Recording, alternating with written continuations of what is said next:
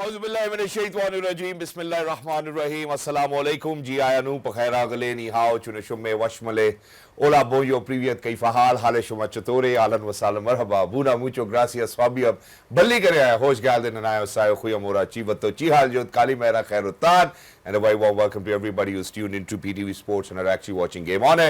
मुझे कहते हैं शहजाद एहसान खान और मैं उम्मीद करता हूँ कि आप सब ठीक ठाक होंगे। Obviously recently अल्हम्दुलिल्लाह Pakistan television has been doing wonderfully well, may it be social media, may it be Pakistan television itself on television, but मैं YouTube के नीचे अक्सर कमेंट्स के ऊपर जरूर नज़र डालता हूँ तो सलाम के ऊपर काफ़ी तनकीद होती है अक्सर कि यार इतने लंबे सलाम ना आप किया करें, लेकिन मैं ये चाहता हूँ कि हमारी मैक्सिमम एंगेजमेंट हो यूट्यूब के ऊपर भी, जितने लोग देख रहे हैं उनको लगे कि यार एक अपनापन ज़रूर महसूस हो रहा है क्योंकि आप कैप्शंस भी वहाँ पर अवेलेबल होते हैं। सो हैंस कोशिश करता हूँ कि ये सिग्नेचर साथ रहे। बट अदर देन दैट मेरे ख्याल क्रिकेट की अगर हम बात करते हैं तो पाकिस्तान के लिए एक तारीखी हार एक फिर से 4-1 की नज़र में सामने नज़र आती है, जहाँ पे हमने 4 टेस्ट मैचेस जो हैं वो खो दिए, न्यूजीलैंड की नज़र कर दी और एक जो है वो हम जीतने में कामयाब हुए। हम T20s की बात करें ऑब्वियसली, लेकिन अब हमें बात करनी आगे बढ़ना, अब हमें इवॉल्व भी करना है। जितनी हमारी अपने मेहमानान से यहाँ पर गुफ्तगू होती है वो हमेशा मेंशन करते हैं कि यार you know they need to go back, they need to work on themselves, coaches के साथ बैठना चाहिए, उनकी बात सुननी चाहिए, प्लेयर परफॉर्मेंसेस के ऊपर बात होती है। लेकिन अब जो बात अब करने वाली है वो ये कि अब हम दोबारा वनडेज खेलने जा रहे हैं। हमें पता है कि 3 वनडे इंटरनेशनल अगेंस्ट न्यूजीलैंड हमने खेलने हैं। कल बाजिद भाई ने एक और बात जरूर की थी कि यार एक वक्त ये था कि हम न्यूजीलैंड के साथ कभी कंपैरिजन नहीं करते थे और वक्त ये आ गया कि अब अपने प्लेयर्स का मुवाजना अगर करते हैं तो वो हम न्यूजीलैंड के प्लेयर्स के साथ कर रहे हैं जो कि अब हमें ऊपर लगते हैं, या अफगानिस्तान भी फॉर दैट मैटर ऐसा जरूर लगता है कि शायद पाकिस्तान से बहुत अच्छी क्रिकेट खेल रही है।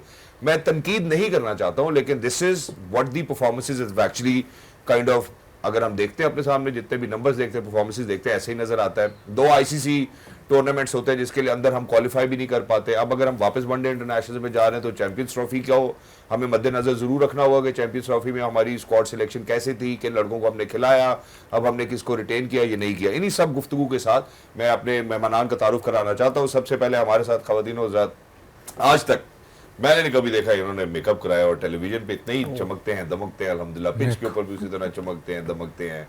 मे it be the commentators box as well, वहां पे भी amazing, I think is one of those amazing prolific people जो मल्टी टैलेंटेड होते हैं। Former test cricketer for Pakistan, commentator, presenter, he is mister Bajid Khan. अस्सलाम वालेकुम बाजिद भाई, हाउ आर यू? वालेकुम सलाम। Thank you so much for joining us. थोड़ा इसका सीक्रेट मैं आपको बयान कर दूं, आप थोड़ा लेट आते हैं, मैं जल्दी आता हूँ। तुम्हारे कैमरामैन है शाह जी, उनसे मैं कहता हूँ कि भाई लाइट परफेक्ट होनी चाहिए, नूर आना चाहिए। फिर शेख साहब को सेटिंग करवाता हूँ लाइट की सारी, लेकिन आप पे लाइट कम पड़ेगी, मेरे पे लाइट सही पड़ेगी। असल में आपका जो नूर है वो अल्हम्दुलिल्लाह मैं तो खुद जानता हूँ, बाजी भाई के साथ बहुत अच्छे से काम कर रहा हूँ। ये इनकी अंदरूनी शख्सियत का नूर है जो अब बाहर आ रहा है माशाल्लाह। टुक इट स्वीट टाइम, लेकिन अब बाहर आना शुरू हो गया। दूसरी जाने बढ़ते हैं खवातीनों का। खवातीन के हवाले से अगर बात की जाए तो मेरा ख्याल है इस खवातीन का नाम जो है, इस खातून का नाम इन पर्टिकुलर सर फहरिस्त रहता है और उसकी वजह यह है कि इनके बहुत सारे एक्कलेट्स हैं जो ये पाकिस्तान के लिए लेके आई। पाकिस्तान का बहुत नाम इन्होंने रोशन किया। अगर हम WODIs की बात करते हैं, WT20 इंटरनेशनल्स की बात करते हैं, मोस्ट 100 विकेट्स की बात करते हैं, मतलब इतने सारे एक्कलेट्स हैं जो हम शायद अभी बयान भी करना चाहें तो नहीं कर सकते हैं। Ladies and gentleman, we very lucky that we have been joined by miss Sana Mir. अस्सलाम वालेकुम miss Sana, how are you? वालेकुम अस्सलाम, अल्लाह का शुक्र ठीक ठाक। Thank you so much for joining us, wonderful to have you over here. तो सर आज मैं पहले तो सना मीर से थोड़ा सा जेलस भी हूँ। किस वजह से? इनके चाहने वाले बहुत है, बहुत सोशल हैं। आज थोड़ा सा जो हम 5-10 मिनट लेट हुए हैं वो ये इफ्तारी पे गई हुई थी कहीं पे जी, लेकिन हमें कोई इफ्तारियों पे नहीं बुलाता। ये हाई लेवल की इफ्तारी करके आई, बता भी नहीं रही कि क्या मेन्यू क्या था। 3-4 दफ़ा मैंने पूछा लेकिन कोई लिफ्ट और कुछ लेके भी नहीं आई। जी सना, तो ये मेरे ख्याल 2 प्लेयर्स आपस में ही बात कर ले तो बेहतर देखिए होगा। भाई, इस्लामाबाद मैं आई हूँ इनके शहर, तो मैं तो इंतजार कर रही हूँ कोई वेलकम खाना। 3 साल हो गए हैं वो नहीं मिला, तो फिर मैं क्यों बताऊँ मैं कहाँ गई हूँ। मैं बाजिद भाई की अच्छी बात बताता हूँ। बाजिद भाई के साथ मैंने जितना काम किया माशाल्लाह, बाजिद भाई बाहर आपके साथ खाने पे चले जाएंगे, लेकिन इनके घर के अंदर सिर्फ इनके घर के फर्द ही जाते हैं। किसी को दावत पे इन्होंने कभी आज तक घर पे नहीं बुलाया। चलो बाहर ही ले जाए, हमें बाहर ले जाए। चलो बाहर खाएंगे इंशाल्लाह। छनवारी इनको बहुत पसंद है। अच्छा चले जी, गेम पे आते हैं। सबसे पहले sir 3 one day internationals against New Zealand, you know 29 को और 2 अप्रैल को और फिर 5 को वनडे इंटरनेशनल्स होंगे। आप कैसे देखते हैं? पाकिस्तान की टीम वहां पहुंच चुकी है, हम स्क्वाड्स पे बात करेंगे। यहाँ से going ahead what do we need to do? देखिए बज़ाहिर अगर आप स्क्वाड्स पे नज़र डालें ना, न्यूजीलैंड ने बहुत ही नया स्क्वाड सा खिलाया है। मेरे ख्याल लेथम भी शायद इंजर्ड हो गए हैं तो वो भी टीम के साथ नहीं है। एक अज़हर अब्बास होते थे जो मॉडल टाउन में क्रिकेट खेलते थे, वो सबसे बड़ी खबर तो यही है।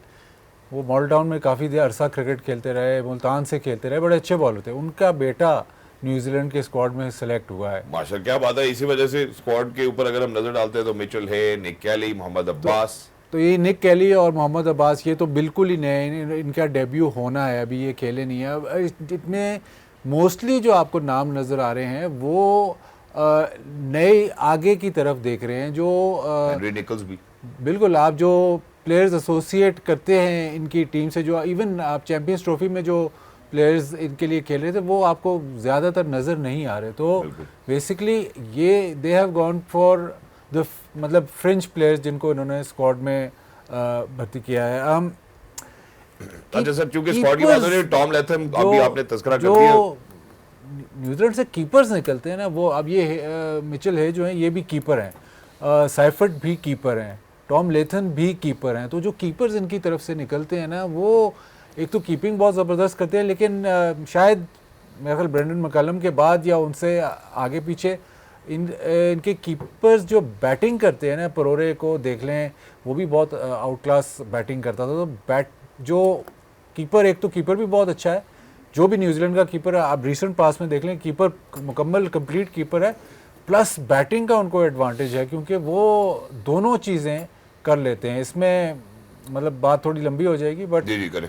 न्यूजीलैंड में स्पेशली साउथ अफ्रीका और न्यूजीलैंड में, इवन ऑस्ट्रेलिया में, ये बचपन से ही ना सारी स्पोर्ट्स खेलते हैं। मतलब आप जब शुरू करते हैं स्कूल या मतलब उसमें आपको हर स्पोर्ट की ऑप्शन होती है, हर स्पोर्ट खेलते हैं, मल्टी स्पोर्ट्स खेलते हैं। तो अगर आप इनकी फील्डिंग देखें, ग्लेन फिलिप्स का जो आजकल बड़ा नाम है, वो भी कीपर है, बट मल्टीपल स्पोर्ट्स खेलने का ये बहुत बड़ा एडवांटेज है। साउथ अफ्रीका को भी ये एडवांटेज है। अगर साउथ अफ्रीका की आप फील्डिंग देखें तो that is because multiple sports खेलते हैं, रग्बी खेलते हैं, या इवन अगर जॉन्टी रोड्स की बात करें तो वो तो साउथ अफ्रीका की इंटरनेशनल हॉकी में आ सकते थे। तो वो ऐसी डेवलपमेंट होती है जो अनफॉर्चुनेटली हमारे एशियन सेटअप में ऐसी डेवलपमेंट नहीं है कि कंप्लीट एथलीट्स, राउंडेड एथलीट्स। तो इनके जो भी आते हैं टीम में मोस्टली एथलीट्स आते हैं, क्रिकेटर्स नहीं आते।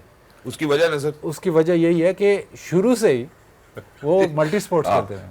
वो भी है, और दूसरा उनके स्कूल जो है वो 500-500 गज के घरों में नहीं बने हुए। मेरे ख्याल उसकी एक वजह ये भी है, वहाँ पे स्पोर्टिंग एक्टिविटी है, ग्राउंड्स है, उनको खिलाया जाता है, बचपन से उनको इंस्टिल किया जाता है, यूज्ड टू किया जाता है, which is why hence athletic ability. Very quickly before I move on to Sana, जो अभी हमने आपको स्क्वाड दिखाया न्यूजीलैंड का, do you think that it's a well balanced squad, top order, middle order, you know, bowling, everything is in place? नहीं, वो तो squad है, बट अगर आप कंपैरिजन जब सना देखिएगी पाकिस्तान का स्क्वाड, तो कंपैरिजन करेगा तो पाकिस्तान का स्क्वाड मच मोर एक्सपीरियंस्ड है, और ऐसे लगता है कि शायद ऑन पेपर राइट नाउ अगर आप दोनों स्क्वाड्स का कंपेयर करें तो पाकिस्तान का स्क्वाड स्ट्रॉन्गर लग रहा है, just because of the fact कि आप इनमें न्यूजीलैंड के जो चैंपियंस ट्रॉफी के प्लेयर्स हैं जिन्होंने इतना आउटस्टैंडिंग परफॉर्म किया, वो इस स्क्वाड का हिस्सा नहीं है।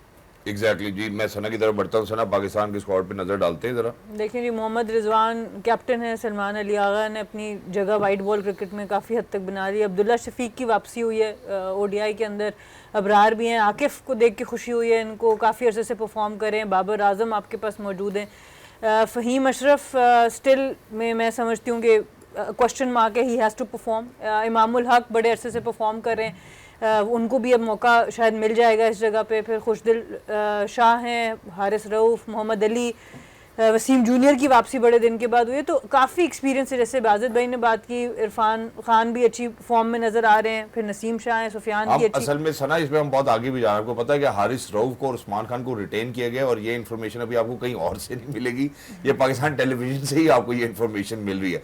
यू नो, सो जो बैलेंस की अभी हम बात कर रहे थे, ये ऑब्वियसली अगर हम T20 इंटरनेशनल वाले स्क्वाड को देखते हैं, वो relatively was very new age well. अब हम ओडीआईज की तरफ बढ़ते हैं तो अब हमें लगता है कि शायद हमारा स्क्वाड बड़ा वेल बैलेंस्ड है। हम बॉलिंग को देखें, मिडिल ऑर्डर को, टॉप ऑर्डर को, I think everything is in place. No, देखिए बात वही आ जाती है, टेक्निकली ये बैटर्स ऐसे हैं जिन्होंने इन जगहों पर रन्स किए हुए हैं, और वनडे क्रिकेट में आपको टेक्निक बहुत ज़्यादा मैटर करेगी इन कंडीशंस के ऊपर कि आप लंबी इनिंग्स लेके जाना चाहें। तो अब आपको थोड़ी तसल्ली होती है इस बैटिंग लाइनअप को देख के कि they will be able to hopefully not only continue playing 50 overs but उसका एक अच्छा रिदम भी मेंटेन कर लेंगे, बट बहुत ज़्यादा इम्पैक्ट होगा आपके माइंडसेट का। रिजवान से भी T20 कप्तानी ली गई, जब हमने देखा शाहीन से ली गई, उनको एक हमने देखा कि उनकी फॉर्म में एक डिप आया, बाबर से ली गई, उनके ऊपर एक असर ज़रूर आपको नज़र आया। एक प्लेयर जब भी आप पाकिस्तान की कप्तानी एक बहुत बड़ा ऑनर है, तो जब आपसे इस तरह ली जाती है कहीं ना कहीं उसका इफेक्ट ज़रूर होता है। तो होपफुली रिजवान के ऊपर हमें वो नज़र ना आए, बट अभी बहुत सी डिफरेंट चीज़ों से गुजर के ये प्लेयर्स आ रहे हैं। बाबर भी वापस आ रहे हैं, अब्दुल्ला शफीक कम बैक कर रहे हैं, इमाम वेट करें। सो ये सारी चीज़ें जो होंगी ये ऑब्वियसली बड़ा इंपॉर्टेंट होगा कि पहला मैच हम अच्छे स्ट्रॉन्ग तरीके से स्टार्ट करें। एग्जैक्टली मैं बाजी भाई की तरफ बढ़ना चाहता हूँ, लेकिन मैं सिर्फ एक जो हमारे व्यूअर्स हैं उनको देखने के लिए बता दूं कि टॉम लैथन चूंकि उनका एक्सरे आ गया, उनको फ्रैक्चर हो गया, उनकी जगह पे हेनरी निकल्स खेलेंगे, और उसके बाद विल जंग भी जो है वो सिर्फ पहले मैच में होंगे, दूसरे तीसरे मैच में नहीं होंगे, और उनकी जगह पे भी मेरा ख्याल है किसी और नए लड़के को खिलाया जा रहा है। अब हम जरा बैलेंस के हवाले से बात करते हैं। T20 इंटरनेशनल अभी न्यूजीलैंड में हमने मूंगी खाई अनफॉर्चुनेटली, साथ ही हम आते हैं वापस ओडीआई में, ओडीआई को स्कॉट देखते हैं तो पेपर पे अभी आपने बोला कि हमें बड़ा वेल बैलेंस लगता है। ये बात अब सिर्फ कहने की हद तक नहीं है, हमने उसके लिए एक और हम जरा थोड़ा सा डीप गए, हमने तैयारी की कि यार चैंपियंस ट्रॉफी में वनडे का क्या स्क्वाड था, किन लड़के कौन से लड़के आगे आ रहे हैं, कौन से लड़के ड्रॉप कर दिए गए हैं, मैं जरा उसके ऊपर नजर डालना चाहता हूं और किस वजह से कर दिए गए और जहां अपनी होम कंडीशंस थी जहां हमने देखना था। अब जो रेड में है वो आपने ड्रॉप कर दिए बेसिकली, उनकी जगह पे सऊद शकील की जगह पे अब्दुल्ला शफीक आ गए। अब्दुल्ला शफीक को जहां खिलाना था होम कंडीशंस पे वहां नहीं खिलाया। साउथ अफ्रीका के बाद आपको लगा कि शायद अब्दुल्ला शफीक हमारे बस का नहीं है, ना हमने अपने जो भी हमारे होम कंडीशंस थे ना हमने उनको आइडेंटिफाई किया। यहाँ दुनिया भर से जो खिलाड़ी लेके आए वो स्पिनर्स लेके आए, हमने यहाँ पे पेसर्स खिला दिए, ना हमें अपनी कंडीशंस का पता चला। उसके बाद नीचे आते हैं तो आकिब जावेद हमें नजर आते हैं, फिर उसके बाद मोहम्मद हसनैन की जगह मोहम्मद अली नजर आते हैं, कमरान गुलाम की जगह जो है मोहम्मद इरफान खान नजर आते हैं, और उसके बाद सुफियान मुकीम और मोहम्मद वसीम जूनियर। और डिजास्टर के बाद क्यों हमें ये चेंजेस समझ में आते हैं कि अच्छा यार हूं असी ऐ करना सी। नहीं, सबसे बड़ा तो आप ये देखिए कि स्क्वाड में जो सबसे बड़ी डिबेट थी वो ये थी कि आपने एक तो स्पिनर नहीं रखा, ऊपर से ओपनर्स नहीं रखे।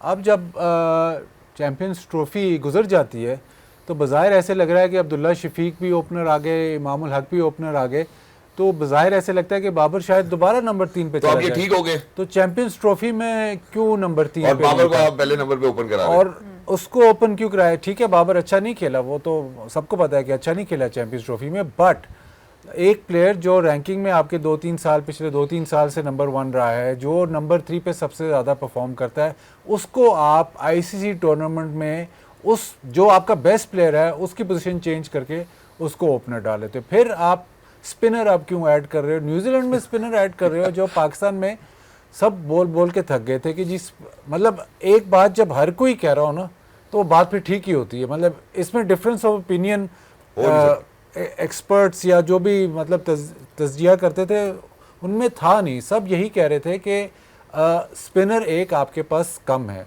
अब आपने वो ऐड कर लिया है। दूसरा एक मतलब अब नेगेटिव ही चल पड़े हैं तो एक और नेगेटिव सी बात करता हूँ। रिजवान मुझे नहीं पता कि T20 कितनी सीरीज़ में उसने कप्तानी की है, 1 या 2, I am not sure, but champions trophy 2 series Australia south Africa, हाँ 2 सीरीज़। उस बिना पे उस बेस पे आपने उसको T20 का कप्तान हटा दिया है। डिपाकल हुआ है चैंपियंस ट्रॉफी में, बड़ी सीरीज़ आप चैंपियंस ट्रॉफी ओडीआई हारे हो, तो आपने उसको सज़ा उसको T20 से दी है कि उसकी कप्तानी ले ली है। ये मुझे समझ नहीं आई कि क्या वजह है, कि मतलब वजह तो वो बताएंगे लेकिन फिर क्या वजह है। फिर कामरान गुलाम को आप ड्रॉप करते हो कि जिसकी फील्डिंग ठीक नहीं है। अब ये तो मतलब बहाने वाली बात है कि जी फील्डिंग ठीक नहीं है। बाकी पाकिस्तान, अल्लाह करे कि पाकिस्तान के पास AB डिविलियर्स और जॉन्टी रोड्स वाले सारे फील्डर हों, लेकिन कामरान गुलाम को इस वजह से और कोई वजह देते की सीरीज उसकी बड़ी बेहतरीन थी कामरान और कोई वजह अगर आप देते कि कामरान गुलाम को हम इस वजह से ड्रॉप कर रहे हैं या जो भी, लेकिन फील्डिंग की वजह से आप ड्रॉप कर रहे हैं, ये कुछ समझ में नहीं आए। फिर हसनैन जो मेरे ख्याल चैंपियंस ट्रॉफी खेला भी नहीं और उसको एक आधा मेरे ख्याल ऑस्ट्रेलिया में शायद मैच खेला और उसने बॉलिंग ठीक की थी, वो टीम के साथ था, उसको आपने बारों बार कर दिया। मतलब इसमें लॉजिक, मतलब जो लॉजिक आप देखते हैं वो नहीं नज़र आती। फिर आप फ़ौरन कह देते हो हॉर्सेस फॉर कोर्सेस, तो हॉर्सेस फॉर कोर्सेस करने थे तो पाकिस्तान में 2 स्पिनर नहीं बनते थे। हॉर्सेस फॉर कोर्सेस तब नहीं याद आए, तो जब आपका दिल करता है हॉर्सेस फॉर कोर्सेस, जब आपका दिल करता है तो आप फील्डिंग ले आते हैं, जब आपका दिल करता है तो कई दफ़ा फिटनेस ले आते हैं। तो काउंटर मतलब आप दोबारा उससे सवाल नहीं होता, जो आपकी सिलेक्शन होती है उसके ऊपर बहस होने को आप ख़त्म कर देते हो ना कि नहीं जी इसकी फील्डिंग ठीक नहीं है। तो बाकी मतलब आपके पास कौन से इसका भी मतलब इसका क्या ताल्लुक है कामरान गुलाम और बाकी प्लेयरों को। तो एक क्राइटेरिया आप नहीं रखते, ठीक है, आप कहते जी टेक्निकल काम करना है या जो भी आप कहते, बट ये समझ नहीं आई मुझे। और अगर एक प्लेयर स्क्वाड में है, 1-2 मैच खेलता है और उसके बाद उसको आप टीम से बाहर कर देते हो, तो फिर उसको टीम में लेके क्यों आते हो? अगर एक मैच के लिए लेके आना, फिर ना ही लेके आओ। और इसलिए हमने मुवाजा भी करके दिखाया आपको कि पिछले जो आगे कैरी फॉरवर्ड हो रहे हैं उसके बाद किनको ड्रॉप किया गया। मैं जरा सना की तरफ जाता हूँ। सना, अब ये जो डिबैकल है अनफॉर्चुनेटली, ये जो अभी बाजिद भाई ने हमने जो चीज स्टैब्लिश की, ये चीज स्टैब्लिश किया है कि जो भी अभी सुनने वाला होगा, देखने वाला होगा, जिसे चैंपियंस ट्रॉफी देखी है, वो ये सोच रहा होगा कि हो की रहा। अब अगर हम हो की रहा वाले सेंटिमेंट में जाते हैं तो उसमें ऐसा नहीं होना चाहिए कि आप सिलेक्टर्स को सैक करें जिन्होंने गलत सिलेक्शन की थी, रादर देन आप प्लेयर्स ड्रॉप करना शुरू कर दें। बिल्कुल, जिस दिन ये न्यूजीलैंड की टीम अनाउंस हुई थी, हम चैंपियंस ट्रॉफी में के ही ट्रांसमिशन में बैठे थे और मैं उस वक्त यही बात कर रही थी कि आप कोई अकाउंटेबिलिटी नहीं है उन सिलेक्टर्स की जिन्होंने ये टीम सेलेक्ट की। जिस दिन चैंपियंस ट्रॉफी की टीम अनाउंस हुई उस दिन से सारे एक्सपर्ट्स, मेरे ख्याल से बाजिद भाई समेत, मेरे समेत, हम सब ये बात कर रहे थे कि आपके पास ओपनर नहीं है, आपके पास स्पिनर नहीं है। तब से हम ये बात कर रहे हैं। तो अनफॉर्चुनेट, अब जब आप किसी एक चीज़ के पीछे पड़ जाते हैं ना, डेटा एनालिसिस बहुत इंपॉर्टेंट चीज़ है, मैचअप्स बहुत इंपॉर्टेंट चीज़ है, पर अगर आप सिर्फ और सिर्फ डेटा की बेसिस पे टीम बनानी शुरू करेंगे तो प्रॉब्लम होगी आपको। आपको ये देखना है कि किसकी क्या फॉर्म है। इधर आप कप्तानी की बात ने बात की कि वनडे ने अच्छा नहीं किया तो T20 से हटा दिया। खुशदिल शाह, फ़हीम अशरफ ने बांग्लादेश प्रीमियर लीग में T20 में अच्छा किया तो आज वो वनडे में भी आ गए।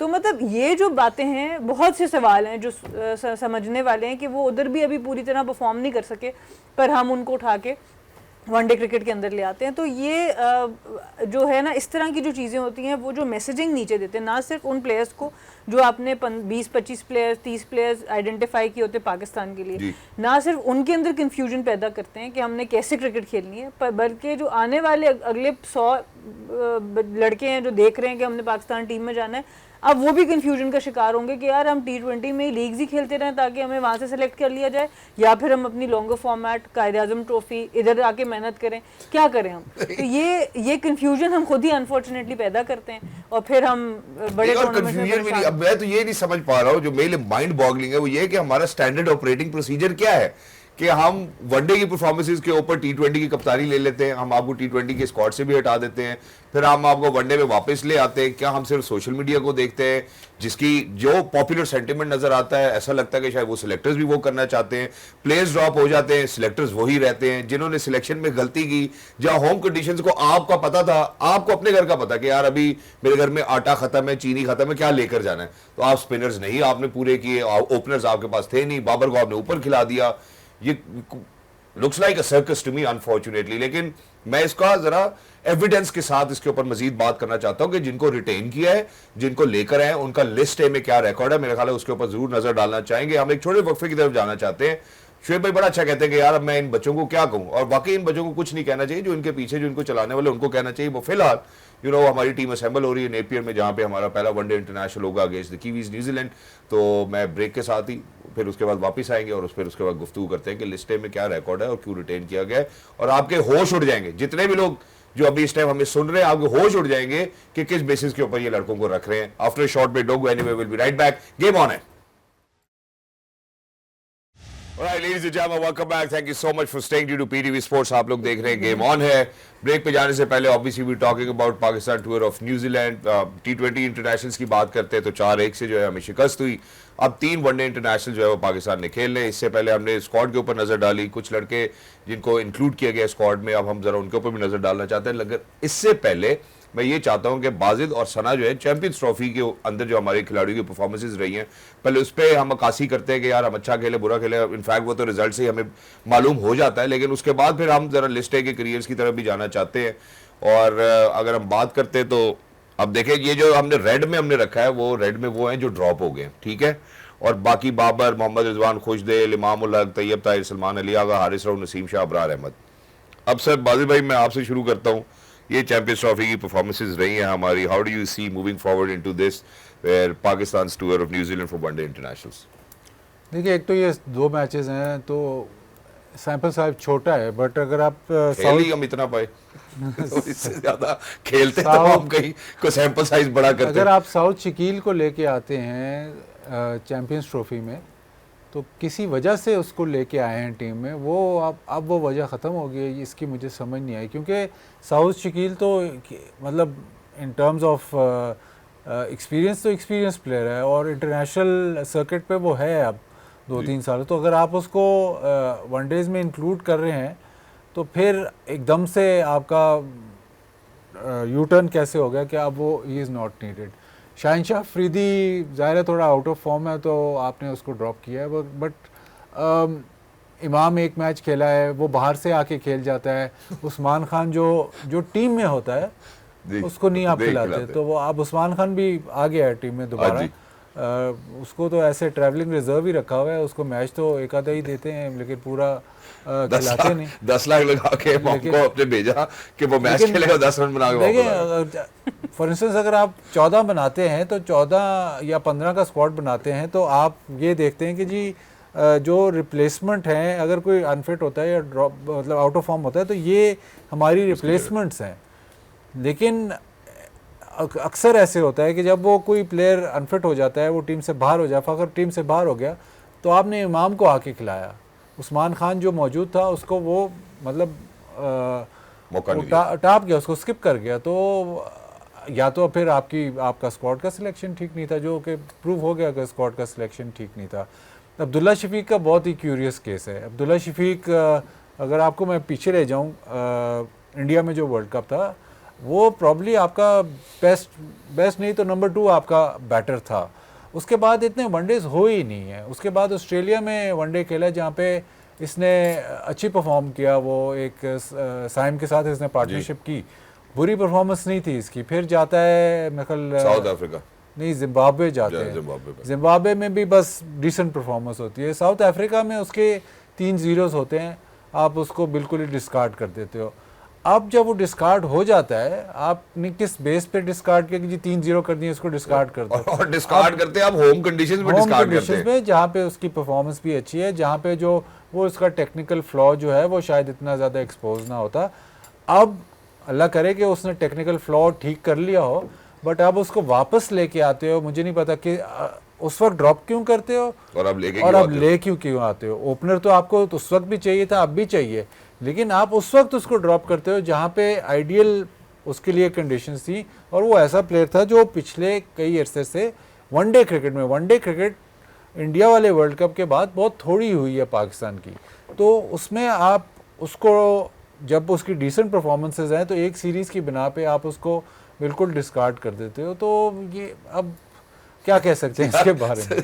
इतनी कंफ्यूजन मैंने इससे पहले आपके चेहरे पे देखी नहीं है कि हुन हो की रहा है, चल की रहा है। मेरा ख्याल है जो वाजिद भाई का जो फेशियल एक्सप्रेशन है कि अब ये सवाल ये नहीं जा रहा है कि यार सन्नू दे समझा दो कि तुझे करना की अचीव की करना चाह रहे हो। मैं ये सेम क्वेश्चन सना की तरफ लेके जाता हूं। बर्दाश्त से बाहर है। नहीं, बर्दाश्त से बाहर है, बात भी ठीक है। मतलब बात ये है कि हम बात करते हैं, हर वक्त सारे बात करते रहते हैं प्लेयर डेवलपमेंट की। ये वो फैसले हैं जिनसे प्लेयर्स के करियर तबाह कर देते हैं। सऊद शकील को भी आप तबाह कर रहे हैं, और अब्दुल्ला शफीक, मैं गलत ना हूँ तो जिस वक्त उन्होंने डोमेस्टिक में परफॉर्म किया था, वनडे में और बड़े क्रिकेट में परफॉर्म किया था, तो न्यूजीलैंड ही लेके गए थे इनको T20 खिलाने के लिए, डेब्यू कराने के लिए, और बेचारे फेल होके और T20 साइड से ड्रॉप हो गए थे। अब वो जब उनके ऊपर एक्सट्रीम प्रेशर माउंट हुए तो फिर कहते हैं वहीं ले चलते हैं जहाँ पे इनको हमने ड्रॉप किया था। तो ये वो फैसले होते हैं कि जिनसे आप प्लेयर्स के करियर्स ख़राब करते हैं और उनकी मोटिवेशन गिराते हैं। अब आप सऊद शकील की बात कर लें कि वो अपने कंफर्ट जोन से बाहर निकले, उनको आपने मिडिल ऑर्डर से उठा के टॉप ऑर्डर में वनडे क्रिकेट खिलाई, जिस वक्त उनको आपने पिछले 1 साल में कुछ वनडे क्रिकेट के करीब भी नहीं आने दिया। जो आपके साथ चल रहा था, अब्दुल्ला शफीक चल रहा था, इरफान खान नियाजी चल रहे थे, उनको आप एंड टूर्नामेंट से पहले बाहर कर देते हैं। तो ये वो फैसले हैं जिसकी वजह से हम कहते हैं कि सिलेक्शन कमेटी और जो आपका थिंक टैंक है उसके ऊपर नज़र होनी चाहिए, उनसे बात पूछनी चाहिए कि आपने उस टाइम पे ये फैसला क्यों किया। और अब जब दोबारा आप सऊद शकील की, या तो उसके साथ फिर कंटिन्यू करें, फिर दें उनको 2-3 सीरीज़ और। तो ये जो हम बार बार प्लेयर्स के साथ, ये खाली नाम नहीं होते, ये इंसान होते हैं जिनको फिर आप हिला देते हैं आप, और उसके बाद आप कहते हैं कि जी हमारा प्लेयर क्यों नहीं कन्वर्ट होता into a Kohli, into a Rohit Sharma, क्योंकि आप उनके बीच करियर्स में आके उनके ऊपर इस तरह के फैसले करते हैं। बाबर भी मेजॉरिटी, टेक्निकल इशू तो आप साइड पे रख दें, मेजॉरिटी जो वो डिस्टर्ब हुआ है जो कप्तानी की टू एंड फ्रो हुई है ना, रिले रेस, ये आप ले लें ये मैं ले लूँ, मैं खुद कप्तान रही हूँ, मुझे पता है कि देखिए जो मर्जी, किसी को लालच ना भी हो ना कप्तानी की, वैसे कुछ लोग होते हैं जिनको शौक होता है, लेकिन ये ऑनर इतना बड़ा है कि जब आप इस तरीके से इतने अनसेरेमोनियल तरीके से उसको ले लेते हैं, उसका इम्पैक्ट आपके ऊपर बहुत ज़्यादा होता है। और आई थिंक ये हमें सोचना चाहिए इस तरह के बड़े फैसले करने से पहले, जैसे बाजिद भाई कल भी बात कर रहे थे कि टीम में आना भी मुश्किल होना चाहिए, टीम से निकलना भी मुश्किल होना चाहिए। एग्जैक्टली और ये जो आपने आना और निकलने वाली बात की है, मेरा ख्याल है उसका एक कोई तरीका भी होना चाहिए। आप कॉन्फिडेंस शेक कर देते हैं प्लेयर्स का, और पाकिस्तान में खिलाड़ियों की फहरिस्त है पूरी, जो करियर्स आपने डिस्ट्रॉय किए हैं, 2-2 मैचेस, एक मैच खिला के एक्सपोज करके उन कंडीशंस के ऊपर जिन कंडीशंस का उनके पास कोई किसी किस्म का एक्सपीरियंस नहीं था। अब नवाज का क्या कैरियर होगा, मुझे नहीं इस बात की समझ आती कि अगर उनको आप कितना रन और देंगे। 100 तो उन्होंने कर दिया, वो अच्छी बात है, उसके लिए हम कंग्रेचुलेट करते हैं, लेकिन क्या हमें नहीं लगता कि T20 इंटरनेशनल्स में अभी, हालांकि ओडिया केसेस का कोई मुवाजना नहीं है, कि जो कल सना ने भी बात की थी यार कि किसी किस्म की आपकी कोई फॉर्म नहीं नजर आती, आपका फुटवर्क नजर नहीं आता, आप ऐसा लगता है जैसे डिसरेड है, आपने टेप बॉल क्रिकेट से खेलना शुरू किया था, तो काफी सारे मसले मसाइल हैं। मैं वापस एक बात के ऊपर आना चाहता हूं बाजिद भाई, क्या कभी हिस्ट्री में ऐसा हुआ है कि rather than blaming the player कि हमने सिलेक्टर्स को सैक किया हो, हमने कहा होगा कि यार इसकी सिलेक्शन ठीक नहीं थी या इस बंदे के फैसले ठीक नहीं थे, इस वजह से आज पाकिस्तान खुदा ना खास्ता इस दौराए पे खड़ा है? सिलेक्टर्स का मुझे तो नहीं याद पड़ता कि आपने, सिलेक्टर्स वैसे सैक हो जाते हैं, लेकिन मैनेजमेंट ओवरऑल, पहले ज़माने में तो ये होता था कि अगर को आप बड़ी सीरीज़ या आप वर्ल्ड कप में नहीं परफॉर्म करते तो पूरा बोर्ड सैक हो जाता था। अब वो सिलसिला नहीं है।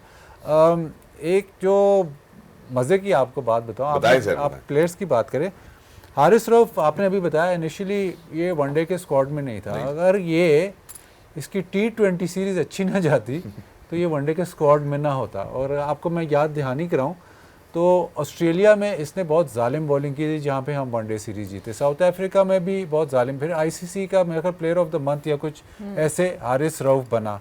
2 मैच जो आप चैम्पियंस ट्रॉफी में खेलते हो उसमें उसकी बॉलिंग सही नहीं होती, आप उस पर सवालिया निशान डाल देते हो। अगर ये, और बहुत बड़ा चांस था कि इस T20 सीरीज़ में छोटे ग्राउंड अच्छी पिचेस पे हारिस रऊफ पिटता, लेकिन उसने कमाल बॉलिंग कर दी तो उसका नाम आ गया। अगर उसने 19-20 होता तो वो ना होता, तो हारिस रऊफ इस स्क्वाड में ना होता। और आप सोचते कि यार हारिस रऊफ जो आपको चैम्पियंस ट्रॉफी से पहले 2 सीरीज़ आपको जिता गया है और सबसे अच्छी बॉलिंग की है, ICC में वो कह रहे हैं कि ये प्लेयर ऑफ द मंथ है, उसको आप एकदम साइड पे कर देते हो, तो मतलब हैरानगी, फिर और ज़्यादा हैरानगी होती कि यार ये अभी तो वो बच गए हैं कि हारिस रऊफ टीम में आ गया है, लेकिन अगर ना होता तो फिर आप क्या जस्टिफिकेशन देते। और दूसरी एक बात से मैं ज़रूर इख्तिलाफ करूँगा कि सना ने कहा कि कोहली नहीं हम बना सकते, कोहली बड़ा मुश्किल है बनाना, क्योंकि ना वो पराठा खाता है, ना वो कोई ढंग की चीज़ खाता है, वो तो कुछ भी नहीं खाता, ना वो शिकारी खाता है। रोहित शर्मा शायद हो सकता है लेकिन कोहली नहीं हो सकता। 8,000 से ज्यादा रन उसे चेजिंग में, कोहली नहीं हो सकता। और ग्लेन फिलिप्स का क्या ख्याल है, वो बन सकते हैं? देखिए हम तो जहाँ जाते हैं 800 पुशअप्स, देखिए ऑन अ लाइटर नोट, हम तो जहाँ जाते हैं, हमें आपको पता है क्यों पहचान लेते हैं कि ये पाकिस्तान से है? रोटी नहीं, हमारे से मसाले की खुशबू आती है इस वजह से हमें मसाला पसंद देता है। और शुएब भाई ने मुतअद्दिद दफा बोला है कि यार कि बिरयानी की देगी आ रही है अगर कोई सीरीज जीत गया। अच्छा, कल आपने एक सर बड़ी इंपॉर्टेंट बात की थी, आपने कहा कि अगर हम लोएस्ट लेवल ऑफ क्रिकेट भी देखें इंग्लैंड में तो उनका 4 साल की ना एक किताबचा देते हैं कि भाई ये आपका स्केड्यूल इस तरह आपने खेलना है। अब जो हमें अपनी प्लानिंग नजर आती है वो प्लानिंग इस तरीके की नजर आती है कि शायद हम सीरीज टू सीरीज चल रहे हैं, अच्छा इस सीरीज में क्या एडजस्टमेंट कर दे, इस सीरीज में क्या एडजस्टमेंट कर दे। ये हमारे में इनहेरेंट है, मतलब फ्लेवर ऑफ द मंथ पे हम चलते हैं। अब जैसे हमने इधर सारा शोर मच गया कि स्पिनर होने चाहिए, स्क्वाड में स्पिनर आ गए, वनडे मतलब ओपनर होने चाहिए। सलमान अली आगा ने बहुत अच्छा परफॉर्म किया चैंपियंस ट्रॉफी में, उसको कप्तान बना दिया। फ्लेवर ऑफ द मंथ पे चलते हैं। अब जैसे माशाल्लाह रमज़ान है ना, तो हमें सबको पता है मगरिब किस टाइम होनी है। अब जैसे ईद होगी उसके बाद किसी कोई बंदा होगा कि मगरिब का टाइम हो तो गया कि नहीं। फ्लेवर ऑफ द मंथ पे जिस तरह हम ऐसे चलते हैं वो भी वैसे ही चल रहे हैं। एग्जैक्टली मेरा ख्याल है बड़ी खूबसूरत इन्होंने बात किया। तो no planning at all, no standard operating procedures, कोई नहीं पता कि हमारा क्या सीक्वेंस होगा, हमने किस तरफ जाना है। अभी भी ऐसा लगता है कि शायद डायरेक्शन हमारे पास किसी किस्म की कोई है ही नहीं। आई थिंक अब मैं जरा बात को वापस लेके आता हूँ और मैं सना की तरफ भी बढ़ना चाहता हूँ कि ये जो अब जो इंक्लूजन्स हुई हैं प्लेयर्स की, वो आपको लगता है कि ठीक हुई है इंक्लूजन्स? जिन लड़कों को वो लेकर आए, जिनको स्क्वाड का हिस्सा बनाया है, आपको लगता है दैट्स ऑन पॉइंट?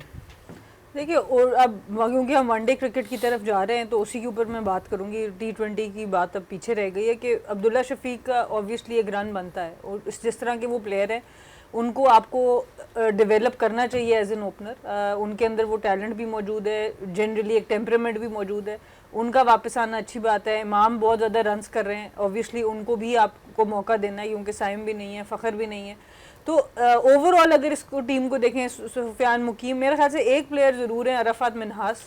चाहे वनडे क्रिकेट शायद उनके लिए अर्ली भी हो सकता है, बट आहिस्ता आहिस्ता उनको टीम के अंदर लाने की ज़रूरत है क्योंकि आपको ऐसे स्पिन बॉलिंग ऑलराउंडर्स चाहिए मिडिल में जो वो कमी पूरी कर सकें। जिस वक्त आप इमाद अपनी बहुत अच्छी फॉर्म में थे, नवाज थे, उससे पहले शाहिद अफरीदी थे, शादाब की बीच में अच्छी जो फॉर्म थी कि आपको वनडे क्रिकेट के लिए मिडिल ओवर्स में ऐसा बॉलर जो आके विकेट्स भी ले सके और छठे सातवें आठवें नंबर पे जाके 50-60 रन या उससे ज़्यादा कर सके, वो एक ऐसे प्लेयर हैं जिनको होना चाहिए टीम के करीब। उनको हमने देखा है काफ़ी अरसे। तो ये वो लोग हैं जिनको आप अब टाइम उनका ज़ाया ना कर दें, क्योंकि इससे पहले हमने देखा बहुत से आए प्लेयर्स जो थोड़ा सा टीम के करीब आए, बाहर बैठे और चले गए साइड से। तो आई थिंक इन लोगों को जो अब इन द पाइपलाइन है, जो परफॉर्मेंसेस कर रहे हैं, उनको साथ रख के उनकी परफॉर्मेंसेस लेनी चाहिए। बाकी ओवरऑल अगर आप टीम देखें तो अब ये ठीक ही लगती है। इसमें एक फहीम अशरफ की जगह मुझे लगता है आमिर जमाल हो, अगर वो इंजर्ड नहीं है और उनकी फिटनेस है, उनको भी मैं टीम के साथ देखना चाहूँगा। एग्जैक्टली इसी के साथ कनेक्ट करते हैं जरा बाजिद भाई, क्योंकि अगर हम पेस बॉलिंग की बात करते हैं पाकिस्तान की थोड़ी सी वीक लगती है। वाहिद नसीम के अलावा अगर हम आकिब की बात करते हैं, न्यू ऑब्वियसली वसीम जूनियर का कम बैक टूर होगा। उसके बाद अगर मोहम्मद अली को देखते हैं तो परफॉर्म खास कर नहीं रहे। फिर ओडीआई के हवाले से अगर हम बात करते हैं तो लगता है कि शायद पाकिस्तान के लिए डाइसी कंडीशंस हो सकती हैं। तो अगर हम लिस्ट ए के ऊपर भी नजर डालते हैं, तो Mohammad Ali, please go on Bajid भाई, you take us through.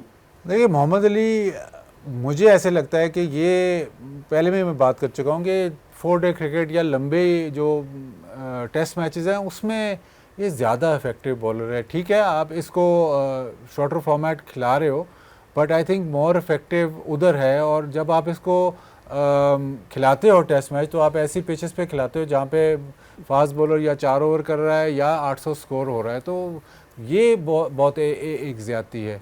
Sufiyan मुकीम को तो टीम से बाहर होना ही नहीं चाहिए था। अगर आप इसको लेके चल रहे थे तो इसको चैंपियंस ट्रॉफी में होना चाहिए था। अब मज़े की बात यह है कि जब वो चैंपियंस ट्रॉफी में जब इसकी बात हुई कि दूसरा स्पिनर सुफियान मुकीम होना चाहिए, नहीं जी, एक्सपीरियंस नहीं है। अगर आप 2017 तक जाएं तो शादाब का कितना एक्सपीरियंस था, तो आपके पास वो मतलब एक पुराना मतलब एग्जाम्पल भी था जहाँ पे आपको ज़रूरत थी स्पिनर की, आप लेके गए स्पिनर जिसका ज़्यादा एक्सपीरियंस नहीं था और वो डिलीवर कर गया। लेकिन Sufiyan Muqeem wrist spinner, left arm wrist spinner. और देखें, एक शो में पहले मैंने बात की थी कि पाकिस्तान को हम कहते हैं कि काफ़ी मैवरिक साइड है या हम बहुत वो एक्स्ट्रॉर्डनरी टैलेंटेड साइड है, बट टैलेंटेड तो है, बट हम जो है ना बेसिकली बहुत ही रेजिमेंटेड, ऐसे टेक्निकली ना हम बहुत रेजिमेंटेड हैं कि हम वो किताबी क्रिकेट मांगते हैं।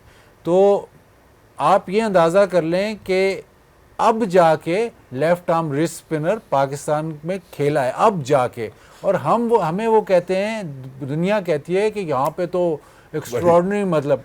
अच्छा, उसके अलावा अगर आप देखें, मैं एक शो पे पहले भी कह चुका हूँ कि हम चाहते हैं जो हमारा जो कोचिंग स्टाइल है या जो ट्रेडिशनल हमारा जो थ्रू द रैंक्स आता है ना, वो कहता है यार इसको ना इस तरीके से खेलना चाहिए। तो हम आउट ऑफ द ऑर्डिनरी, अगर मतलब थोड़ा सा कोई डिफरेंट प्लेयर हो तो उसको हम ज़्यादा देर टिकने नहीं देते। फ़वाद आलम इज़ मतलब सबसे बड़ा केस इन पॉइंट है। वो टेढ़ा खड़ा होता है उसने जब दूसरी दफ़ा वापसी 10 साल के बाद उसने फिर रन्स किए, बट जब उससे थोड़े से रन्स नहीं हुए तो फिर वही बातें होने शुरू हो गई कि इसने इसका स्टांस कैसा है और ये खेलता कैसे है। अब उस दिन उस्मान समीउद्दीन एक पॉडकास्ट में कह रहा था कि फ़खर ज़मान अगर मिकी आर्थर उसको बैक ना करता तो शायद फ़खर ज़मान भी ज़्यादा देर ना खेलता, क्योंकि वो हमें पसंद इस किस्म के पाकिस्तान को इस किस्म के प्लेयर पसंद नहीं है। तो शायद हम दूसरे दुनिया कहती है कि पाकिस्तान में वो मतलब डिफरेंट अनऑर्थोडॉक्स क्रिकेट खेली जाती है, लेकिन हमारा जो स्टाइल ऑफ प्ले है वो बहुत ही ऑर्थोडॉक्स है। बहुत कम आपके पास अनऑर्थोडॉक्स स्टाइल ऑफ सिलेक्शन वो कमाल है। वो अनऑर्थोडॉक्स है, वो अनऑर्थोडॉक्स है। तो जो क्रिकेट खेलने का हमारा तरीका है वो भी कन्वेंशनल नहीं है, जो हमारा सिलेक्शन का तरीका है वो भी वैसा नहीं है जो बाय द बुक होना चाहिए। हम टूर्नामेंट में जाते हैं तो कहता है ये अंडरडॉग्स है, ये कभी भी कुछ भी कर सकते हैं। वो जो रेजिमेंटेड स्टाइल है वो भी नजर आता है हर किस्म का। मतलब ऐसा लगता है जैसे 12 मसालों वाली चाट नहीं होती, वैसे लगता है कि हमारे तरीके तौर चल रहे हैं। और उस दिन बाजिद भाई ने एक बड़ी खूबसूरत बात की थी, उन्होंने कहा कि कौन से मुल्क के बोर्ड के चेयरमैन का नाम आपको याद है यार, आप पहले मुझे ये बात बता दें। आई थिंक जब भी बात होती है कोचेस के हवाले से होती है, उनके हेड कोच कौन है, बॉलिंग कोच कौन है, यहाँ पे अल्हम्दुलिल्लाह उल्टा ही है, बैक ट्रैक चलता है, किसी को ज्यादा नहीं पता होता कि कोचेस कौन है। खैर जो फील्ड से रिलेटेड उनको जरूर पता होता है, लेकिन just to sum it up I think it is getting mind boggling now. हालांकि ये होना चाहिए था कि इस किस्म की दिल बर्दाश्ता शिकस्त के बाद पाकिस्तान को अपनी जो डायरेक्शन थी उसको ठीक कर लेना चाहिए था, जो गलतियां थी उनको सुधार लेना चाहिए था। बट पै दर पे जो एक ही चीज नजर आती है वो इनकॉम्पिटेंसी नजर आती है, not in players, the ones who are actually making them play. We going for a short break, don't go anywhere, will be right back, game on है। बहुत वेलकम बैक, हमारे साथ जुड़े रहने के लिए बहुत बहुत शुक्रिया। बाजी भाई ने बड़ी खूबसूरत बात की, उन्होंने कहा ये अभी जो स्पिनर्स के हवाले से हम बात कर रहे थे, मैं जरा थोड़ा इसको मजीद एक्सप्लोर भी करना चाहता हूँ, क्योंकि वो जो इंडिया का स्पिनर है उसने जो मुहावरा है वो तो ये है कि नात डाल दी और इधर हम अपने वाले को खिलाते नहीं। मैं तो सना की तरफ जाना चाहता हूँ। जी Sana, what's your take on that? बिल्कुल यही बात, जैसे बाजिद भाई ने कहा कि सुफियान मुकीम को ड्रॉप इसलिए किया कि जी एक्सपीरियंस नहीं था, तो वरुण चक्रवर्ती का डेब्यू हुआ है चैंपियंस ट्रॉफी, और उन्होंने ओवर भी कराया, उन्होंने कहा खेलो तुम। तो और रोहित शर्मा की आप ये कप्तानी देखिए कि शुरू के 2-3 मैच उनको नहीं खिलाए, ज़रा लेट लेके आए चैंपियनशिप के अंदर, जिस वक्त उनको लगा पिचेस मजीद स्लो होती जा रही हैं और अब उनके कंपटीशन ऐसे टीम्स के साथ है जो स्पिनर्स पे फंसती हैं। तो किसी भी प्लेयर को सक्सेसफुल बनाने के लिए आपके कप्तान, आपका कोच, आपके सिलेक्टर्स, आपका थिंक टैंक, उसका बहुत बड़ा हाथ होता है। हम लोगों का जो अलमिया है पाकिस्तान का, एक तो माशाल्लाह पॉपुलेशन बहुत ज़्यादा है और सबको क्रिकेट खेलने का शौक है, तो आपको हर वक्त कोई ना कोई प्लेयर नया मिलता रहता है कि आप कहीं ना कहीं से कोई प्लेयर आपके पास आ जाएगा। इसलिए हम शायद प्लेयर्स की उस तरह कदर नहीं कर पाते। न्यूजीलैंड एक बहुत छोटी सी पॉपुलेशन है, वहाँ पर उनको पता है कि अगर हमने अपने प्लेयर का लुक आफ्टर नहीं किया तो वो बास्केटबॉल, हॉकी, रग्बी, उनके पास बहुत से और ऑप्शंस है जिसमें वो चले जाएंगे। तो प्लेयर्स को एक स्पोर्ट में रिटेन करने के लिए आपको वो सारी सहूलतें देनी पड़ती हैं वहाँ पर, जो एक टॉप लेवल एथलीट को आपको देनी पड़ती हैं। तो पाकिस्तान में अनफॉर्चुनेटली ये होता है कि हमारे पास इतने ऑप्शंस अवेलेबल होते हैं to start the career with, not to win matches for Pakistan, कि भाई आपको वो उस वक्त के लिए वक्ती तौर पे जगह फिल कर लेगा तो उतने तक तो आपको मिल जाएगा। पर ऐसा प्लेयर जो हर 5 में से 3 मैच जिताए आपको या 2 मैच जिताए, उसको बनाने के लिए और उसको सस्टेन करने के लिए इंटरनेशनल क्रिकेट में आपको साथ साथ इवॉल्व करना है, not only as a player, as a think tank, कि मैंने उसको यूज़ कैसे करना है। फॉर एग्जाम्पल मैं अपनी बात करती हूँ कि अगर वनडे क्रिकेट में जिस वक्त मुझे रीड कर लिया गया, शुरू में एक सक्सेस हुई, फिर मुझे Aahista Aahista arm ball develop करना पड़ा, लेग स्पिन डेवलप करनी पड़ी, वो भी सब कुछ जब हो गया तो हमारा जब कोच आया गोरा, उसने मुझे नया बॉल कराना शुरू कर दिया। सो उससे एक और वेरिएशन आ गई बॉलिंग में कि चलो हमारे पास फास्ट बॉलर्स उस तरह के पेस के नहीं थे, तो हम अपने स्पिनर को वो एज दे दें, तो वहाँ से मैं वर्ल्ड नंबर 1 बन सकी। तो ये सब चीज़ें आपके करियर में, ये सारे थिंक टैंक का भी बहुत बड़ा हाथ होता है जब एक प्लेयर किसी भी जगह पे पहुंचता है। तो आई थिंक ये वाली चीज़ें भी पाकिस्तान में मिसिंग है कि हम किसी प्लेयर का potential in different phase of their career उसको कैसे बढ़ा सकते हैं और किस तरीके से मजीद डेवलप कर सकते हैं। एग्जैक्टली। और इसको थोड़ा सा अगर आप इसको थोड़ा सा डीपर लेके जाए ना, तो प्रिपरेशन होनी चाहिए। अब जब फर्स्ट क्लास क्रिकेट है वो प्रिपरेशन होती है इंटरनेशनल, मतलब आप प्लेयर्स को वो स्टेपिंग स्टोन दे रहे हैं कि आप यहाँ से इंटरनेशनल क्रिकेट में जाएं। अब वहाँ पे जो फैसिलिटीज़ है, अब फैसिलिटीज़ लोग, ये मैं बहुत दफ़ा बात कर चुका हूँ, लेकिन जो फैसिलिटीज़ लोग समझते हैं कि ड्रेसिंग रूम और ग्राउंड का माहौल, वो नहीं, फैसिलिटीज़ हैं बेसिकली पिच और बॉल। अगर पिच और बॉल वो रिजेंबल करे जो आपका होम सीरीज़ में जो टेस्ट मैच या वनडे मैच में होना है, अगर वो रिजेंबल करे तो जो परफॉर्मेंस आप वहाँ दोगे that will help you in international cricket. अगर आप वहाँ पे आउट करके आते हो 10 मैचों में फास्ट बॉलर 50 आउट करके आता है और घास वाली पिचों पे और मतलब एक सख्त बॉल के साथ, और आप इंटरनेशनल टेस्ट मैच जब खेलते हो तो बिल्कुल फ्लैट पिच होता है और कुकाबरा का बॉल होता है जिसकी सीम मतलब ना होने के बराबर है, तो जाहिर है आपकी परफॉर्मेंस में डिप होगी। तो उसमें प्लेयर का फॉल्ट नहीं है, प्लेयर तो जो उसको कंडीशंस मिली उसको परफॉर्म करके आया है, बट वहाँ पे कंडीशंस और है तो आपने रेप्लिकेट नहीं किया। तो प्रेपरेशन एक तो बिल्कुल आपकी ख़त्म है कि आपने प्लेयर प्रिपेयर करना है फॉर इंटरनेशनल क्रिकेट उसको आपने हैंडीकैप किया हुआ है। बॉल और पिच का ही इतना फ़र्क है, वही अभी तक आप सेटल नहीं कर सके। तो आप आगे इससे डीपर जो स्ट्रक्चर की बातें वो मैं कहाँ जाऊँ। उसके बाद दूसरा एलिमेंट ये है कि अब जैसे case in point Mohammad Ali को आप 2-3 सीज़न देखते हो, बहुत अच्छी बॉलिंग करता है और वो आप कहते हो कि जी हमारा इस वक्त डोमेस्टिक में ना सबसे अच्छा बॉलर, तो आप उसको टेस्ट मैच में चांस दे। टेस्ट मैच में चांस कहाँ देते हो? रावलपिंडी की पिच पे जहाँ एक दिन में 500 होता है, पेसर्स थके हुए थे वहाँ चांस देते। फिर आप उसको दोबारा लेके आते हो ऐसी पिच पे जहाँ पे पेसर 10 से 12 ओवर, मतलब पूरे मैच में टोटल 10 से 12 ओवर कर रहा है, तो वो उसकी जो उसने 100 आउट या 200 आउट करके जो आया, 150 आउट करके वो आया, वो ज़ीरो हो गया ना। और फिर अब उसको आप वाइट बॉल खिलाते हो, तो जो आपने एक प्लेयर जो मेरे ख्याल से 4 डे के लिए सबसे सूटेबल है, उसको आप साउथ अफ्रीका जैसी कंडीशंस में नहीं खिलाते, तो फिर उसकी परफॉर्मेंस को क्या करना है। तो ये इश्यूज हैं। और जिस तरह सना ने कहा कि